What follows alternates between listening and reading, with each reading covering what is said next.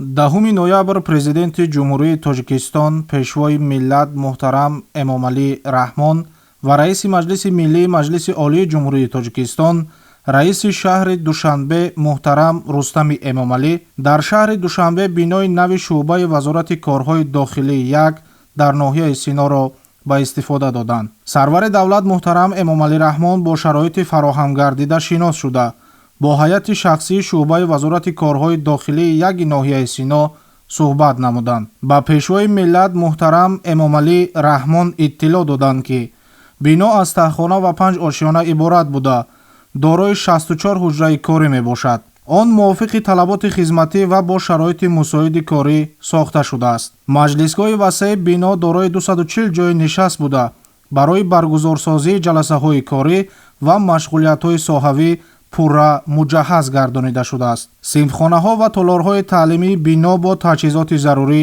таъмин мебошанд. Дар ин ҷо навъҳои гуногуни дастгоҳҳои соҳавӣ, яроқу аслиҳа, воситаҳои алоқа ва дигар лавозимоти корӣ ҷой дода шудааст. Барои кормандон китобхонаи замонавӣ низ фаъолият мекунад. Ҳамчунин ҳангоми корҳои сохтмонӣ ба ободонии гирду атроф таваҷҷӯҳи махсус дода шуда, дар саҳни бино майдони сафороӣ, таваққуфгоҳ барои мошинҳои хизматӣ ва дигар иншооти ёрирасон низ бунёд гардидааст. Зимни суҳбат бо ҳайати шахсӣ президенти кишвар муҳтарам Эмомалӣ Раҳмон таъкид намуданд, ки кормандон бояд ҳамеша ҳушёру зирак бошанд, дониш ва малакаи худро баланд бардоранд ва барои пешгирӣ аз ҳар гуна ҳолатҳои ногаҳонӣ омода бошанд.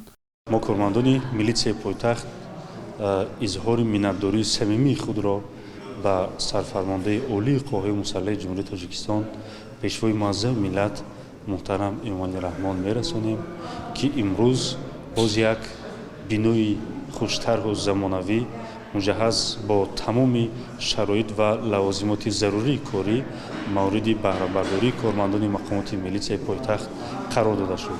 Ба истифодадиҳии ин бино дар рӯзи иди касбии кормандони милитсия рост омад, ки воқеан ин як тӯҳфаи арзишманди роҳбарияти олии кишвар, махсусан пешвои муаззами миллат ба сохтори мақомоти милитсияи пойтахт ба шумор меравад.